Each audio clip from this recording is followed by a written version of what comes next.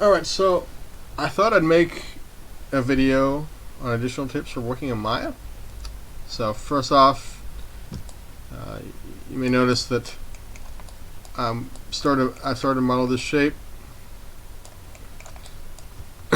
and the navigation tool is not where it should be. So that can be dealt with by either modify, center pivot. So I have the tool here, and I'll bring it back where it needs to be. And for navigation, well, for further navigation of Maya, I'll go back to the cursor tool. So Alt, this is similar to Blender, so Alt and left click, middle mouse button is zoom in, and then Alt and right click is also zoom in. Or pan and zoom, you know what I mean. So that's that. Let's say working in orthographic view, but you have a hard time seeing everything here. Well, you can do shading, then you can click X-ray, and now you can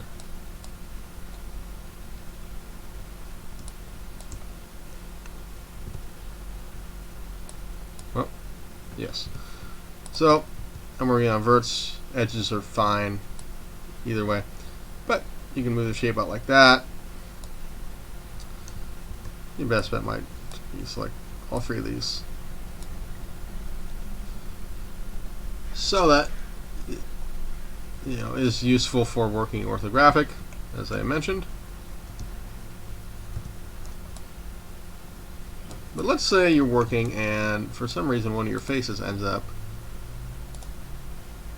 getting reversed, so you can see the inside of the model. Well, that's how you do this. You go to necessarily reverse. Probably won't come up often, but it's useful to know in case it does. I think what I'll do now is I'll create a cylinder, and let's say I want to Control A. You can shift menus. Let's say I want to add some divided caps because I need them for this model. I'll go with 6.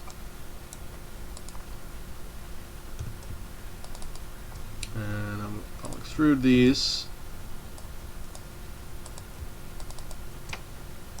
G key to reuse the last tool. Okay, so I'm happy with that. But I don't like how this is hard and how this is soft. Well, the best way to do that would be soften edge. Looks a little rough here, but that is one way to fix it. You may have to add additional edges to smooth this out, but that's how I would go about that. I'll undo that.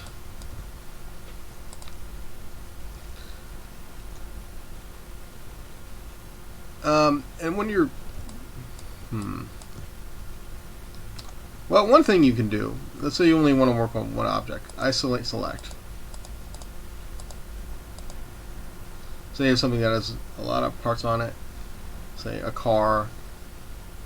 You only want to work on one object at a time. Or you can do hide on edge. You have hide, all these tools for hiding.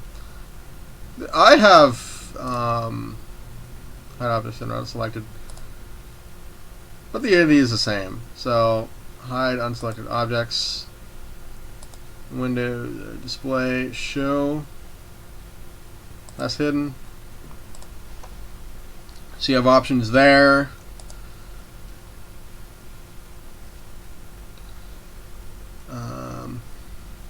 Well, let's say you need to get rid of some edges that you don't need. You need something that is a lower polygon. You can do that. I will use a cylinder as an example. But basically you would get rid of every other edge loop. This might be better to hit 7 for lighting so it's easier to see. I don't want that one.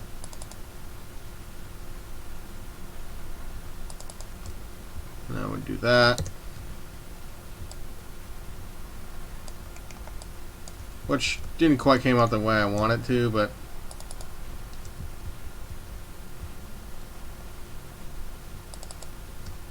yeah, control click will also.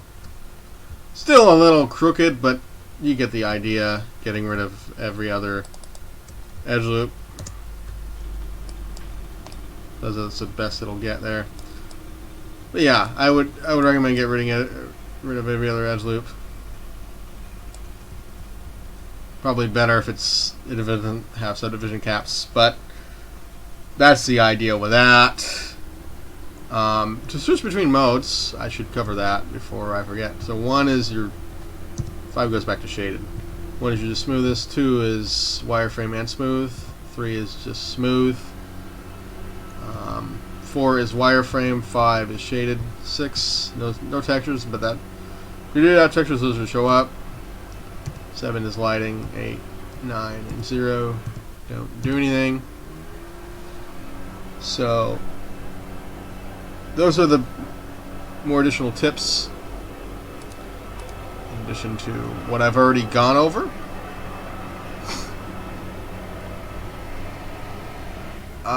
You can combine these.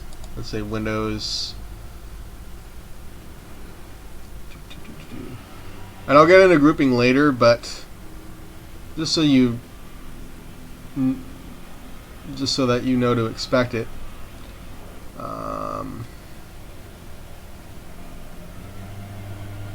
Mesh, yeah. So mesh combine. So I have the tool here. Mesh combine. This is combining. Which you can do that. Windows Outliner. But it creates these subgroups, which I don't think you really need those. Best way to do it. Control G. Group your objects. Shapes group. You know, I feel like that's better in case you need to go back and only work with a certain object. That way you don't have to combine and then separate and then perhaps cause more problems, cause some disorganization within your groups.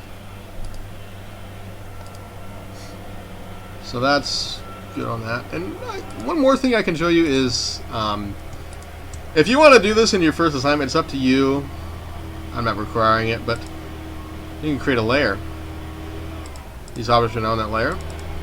You can name this, I don't know, shapes.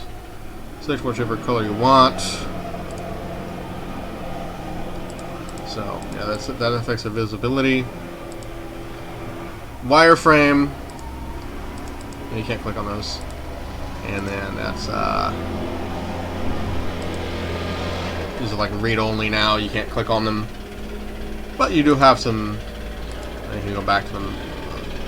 Let's say you're working with multiple objects in a scene, making it, you know, an environment, for example, and you don't want to accidentally click on objects, but you need them visible for the sake of lining everything up. Well, I recommend making layers in that case. I would say that's it for this video. If you need any support, let me know, and I'll be able to assist you.